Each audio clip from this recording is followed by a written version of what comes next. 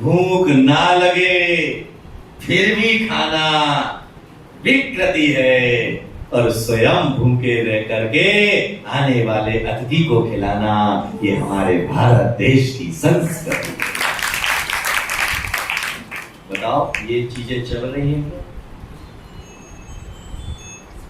याद में रखिएगा, क्योंकि आजकल तुम्हारे यहाँ अतिथि आते ही कहाँ है, मेहमान आता है, और मेहमान का सब कुछ फिक्स होता है। अतिथि तो वह कहलाता है कि जिसका ना आने की कोई तिथि है और ना जिसके जाने की कोई पवित्र मन। याद में रखिएगा, जब तुम्हारे स्मरण में आएगा कि हमारे अंदर परमात्मा विराजमान है, तो आप उन चीजों को पेट में नहीं डालोगे जो चीजें तुम्हारे पेट में जाने के बाद विकार को जन्म देने वाली है। उन चीजों को आप डालोगे जो चीजें तुम्हारे मन को आनंद और प्रसन्नता देने वाली है। फिर बच्चों को पैसे दोगे काय के लिए? मंदिर की गुल्लक में डालने के लिए। और अभी पैसे काय के लिए? ला लिया, क्या लिया? कुरकुरे। तेरा कुरकुरे खाने का मन है ना, जा कुरकुरे ले आ। पैसे देते हैं, जा मैगी ले आ, जा अंकल चिप्स ले आ, जा वो बड़ी वाली ये बूढ़ी अम्मा को भी पता है। और पहले बाप जब बेटे को पैसे देता था किस लिए? वह मंदिर में हाथ पकड़ के लेके जाता था और मंदिर में दर्शन करने के बाद अपनी जेब से पैसा निकाल करके उस बेटे के हाथ में देता था कि बेटा जा गुल्लक में ये पैसा डाल करके आ। वह उस समय निर्देश हुआ करता था कि आज वह संस्कार पड़ जाते थे, तो जवानी में जब वह स्वयं खरीदने कमाने लगता था तो अपनी जेब से गुल्लक में पैसा डालना सीख जाता था। चावल उसके हाथ में देकर के प्रभु का अर्घ बोलने के लिए कहते थे। और आज तो अगर अर्घ के लिए पूछ लिया जाए, बेटा अर्घ बताओ, चौका होता है। ये क्या है? अर्घ क्या भला है? अरे भला नहीं है, प्रभु के चरणों में अर्घ चढ़ाना ये जीवन जीने की कला है। भगवान के चरणों में खड़े होकर के जो अभिषेक का कलश लेना ये जीवन जीने की कला है। गुरु के चरणों में बैठ करके ज्ञानामृत का पान करना ये जीवन की कला है। नमोकार मंत्र की माला फेरना ये जीवन जीने की कला है। और सामने वाले में भगवान देखना ये जीवन जीने की कला। पर हित सरस धर्म नहीं भाई, पर पीड़ा सम नहीं अतमाई। एक आदमी को जानता हूं, एक महिला को जानता हूं, वो यही बैठी कहो तो खड़ा कर। पवन भाई ये इंदौर से आए। तुम पीछे देखोगे तुम थोड़ी ना पहचानते।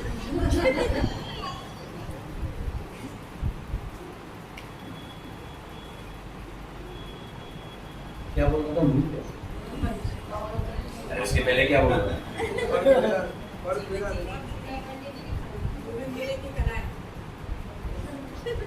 ट्रेन जो है दादर छोड़ के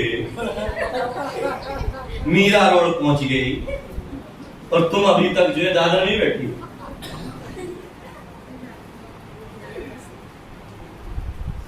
विचार हमारे मंथन होना चाहिए। क्या हम अपने बेटे को कभी बिठा करके धर्म की कथा सुनाते? क्या महिलाओं ने कभी अपनी बेटियों को हमारे यहाँ जो सती हुई, सती नैना सुंदरी, सती चंदन वाला, सती अंजना, सती अनुसुईया, क्या आपने कभी अपनी बेटियों को कथा सुनाई? याद में रखिएगा कि पहले राजा महाराजा जो हुआ करते थे, वह राजा महाराजा जो है, रानी जो हुआ करती थी, वह अपने परिवार की, अपने देश की शौर्य गाथाएं बचपन से ही उन्हें सुनाती थी। और जब वह शौर्य गाथाएं सुनाई जाती थी, वह बेटा भी आगे चल करके उसी शौर्य का पथानुगामी होता था। और आजकल क्या कथा सुनाते हैं? वो सीरियल आया है, कौन सा? वही छोटा भीम, छोटा हाथी, बालिका वधू। अरे वो देखा है ना, वो सास भी कभी बहू था, उसमें जो है उसकी कितनी शादियां हुई, उसने कितना घपला किया, ये सुना है। अब इससे हमारे बच्चों का चरित्र क्या बनेगा? याद में रखिएगा कि आज अगर बलात्कार के ग्राफ बढ़ रहे हैं तो उसकी वजह यही है कि माताओं ने कभी अपनी बेटियों को हमारे देश के चारित्रवान उन नारियों की कथाओं को नहीं सुनाया, क्योंकि उन्हें खुद नहीं आती। महावीर स्वामी के 5 नाम कैसे पढ़ेगा? बताओ बताओ जल्दी।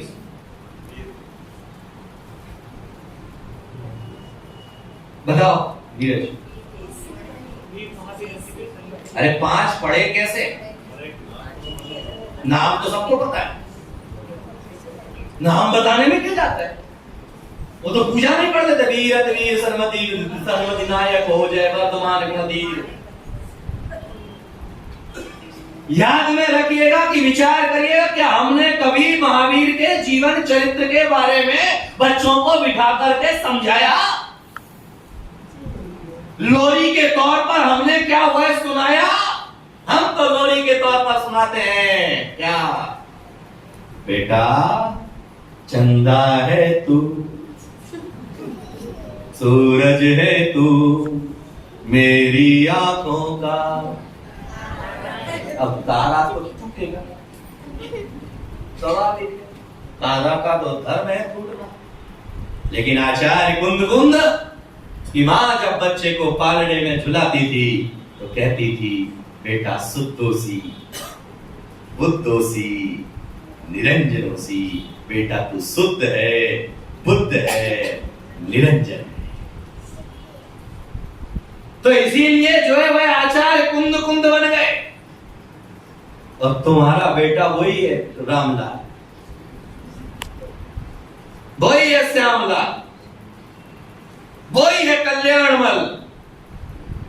क्योंकि तुमने अपने जीवन को कभी भी सुधारने का, परिष्कृत करने की कोशिश ही नहीं की। हमने तो सिर्फ ये समझा, ठीक है धर्म करना है, जितना टाइम है उतना कर लो। अरे याद में रखिएगा, धर्म केवल मंदिर में नहीं होता है, धर्म तो घर घर में होना चाहिए। और जब घर घर में धर्म होगा तो घर में जो है आनंद का वातावरण का निर्माण होगा। हमने घर में मनोहर पत्रिका तो ला करके रखी, हमने घर में सुग्रह शोभा तो ला करके रखी, हमने घर में टेलीविजन ला करके हमने तारक मेहता का तो सीधा लगाना ही नहीं आया क्या? विचार करिएगा, क्या हम चाहते हैं कि हमारे घर जो है मंदिर बने? क्या हम चाहते हैं कि हमारा घर जो है तपक बने? क्या हम चाहते हैं कि हमारे घर में भी जो है तीर्थंकर महावीर जैसा संतान पैदा हो? क्या हम चाहते हैं कि आचार्य जिनसेन जैसा पुत्र हमारी कोख से भी जन्म ले? क्या हम चाहते हैं कि तीर्थंकर ऋषभदेव जैसा पुत्र हमारे घर भी पैदा हो? क्या हम चाहते हैं कि ब्राह्मणी और सुंदरी जैसी बेटियां हमारे घर भी पैदा हो? चाहते हैं? कौन कौन चाहता है कि ब्राह्मणी और सुंदरी जैसी पुत्रियां हमारे घर में जन्म लें? अब देखो, एक भी नहीं चाहेगा। किसको चाहे? बिपाशा बसु को? किसको चाहे? तो किसको चाहे? बसु से क्या होना है? कोई ऐसा राय को लिया? कौन चाहिए ये निर्णय करना पड़ेगा।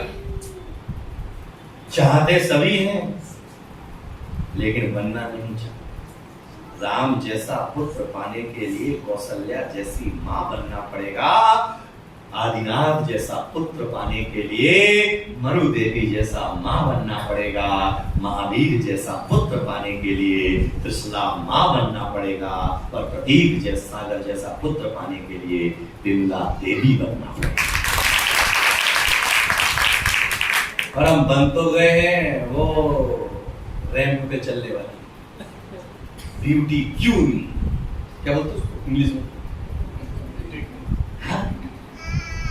घर से एकदम बिखरे बिखरे बाल, आंखों पे थोड़ा सा कलर और फिर वो ऊंची हिल। याद में रखिएगा कि जो मां अर्धनग्न वस्त्र पहन करके घर से बाहर निकलती है, उसकी बेटी उसी से प्रभावित होकर के आगे के संस्कार को निर्माण करती है। जो बेटा, जो बाप अपने बच्चों के साथ बैठ करके अनैतिक क्रियाओं को देखता है टेलीविजन पर, वह बच्चों को शिक्षा उन अनैतिक कार्यों की दे रहा है, नैतिक कार्यों की नहीं दे रहा है, क्योंकि आपका उसमें समर्थन है। और जब घर में महिला संगीत होता है, ये बुड्ढे बुड्ढे जिनके पेट में दांत नहीं है, मुंह में दांत नहीं है, पेट में आंख नहीं है, क्या बात है,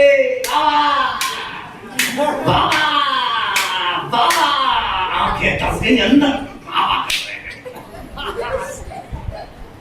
महिला संगीत होता किस लिए?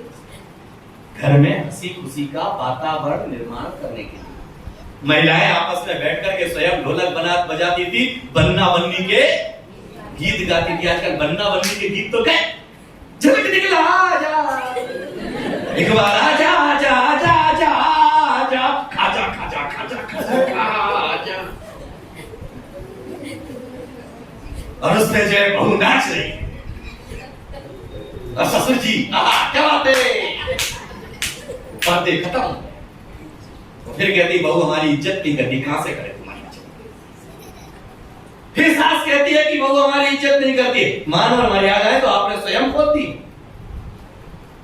और जब मान और मर्यादाएं खो दी हैं तो घर में होटल जैसा वातावरण तो निर्माण होना ही है, फिर मंदिर जैसा पवित्र वातावरण निर्माण नहीं होना है। और पवित्र जैसा वातावरण निर्माण करना है तो पहले बुजुर्गों को अपने ऊपर कंट्रोल करना पड़ेगा, उन्हें अपनी नजरों पर कंट्रोल करना पड़ेगा, उन्हें अपने व्यवहार पर कंट्रोल करना पड़ेगा, उन्हें अपने पहनावे पर कंट्रोल करना पड़ेगा, उन्हें अपने बोलने पर कंट्रोल करना पड़ेगा। और जब ये बोलने पर कंट्रोल करेंगे, अपने पहनावे पर कंट्रोल करेंगे, अपने जीवनचर्या पर कंट्रोल करेंगे, तो वह आदर्श उनके पोता पोती के अंदर अवश्य रूप से पैदा होगा। जैसा बाप वैसा बेटा। एक छोटा सा लड़का मेरे पास आता है, मैंने उससे पूछा बेटा तेरी माँ कहाँ है? बोले वो तो गई। मैंने कहा तेरा पिताजी कहाँ है? बोले वो भी गए। तो मैंने कहा तू घर में है? बोले मैं अकेला हूं। बेचारा 4 साल के बच्चे को छोड़ करके पति पत्नी दोनों गए। किसके पास छोड़ के? किसके पास छोड़ के? ये सत्य घटना है और इसी मंदसौर की है और हमारे नजदीक में है।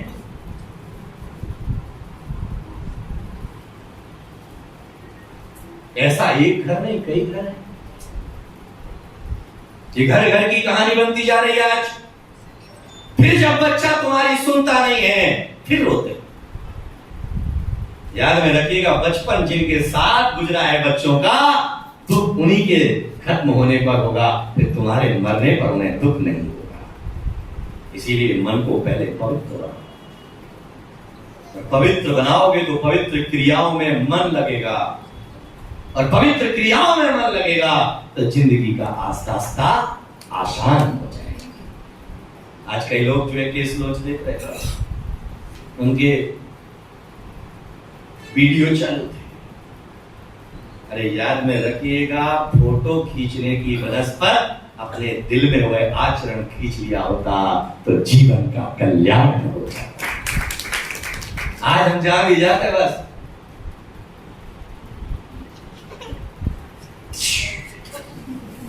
क्या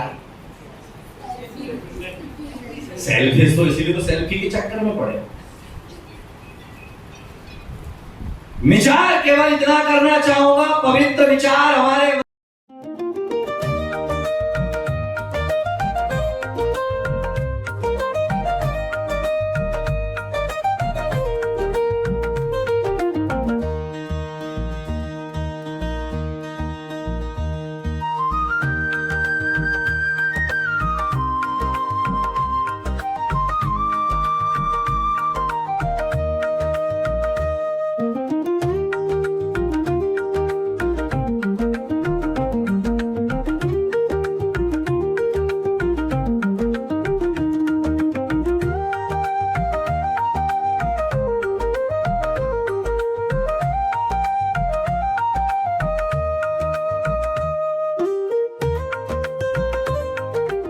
कार्यक्रम प्रस्तुति दिगंबर जैन जागरण युवा संघ रजिस्टर्ड मुंबई, केंद्रीय कार्यालय 305 रानी सती मार्ग, मलाड ईस्ट, मुंबई 97। दिल्ली कार्यालय D319 गली नंबर 11, हृदयपुरी, शाहदरा, दिल्ली 93। अपने परिवार की ओर से मुनिश्री के कार्यक्रम का प्रसारण के लिए संपर्क करें 882697 77903 9065330031।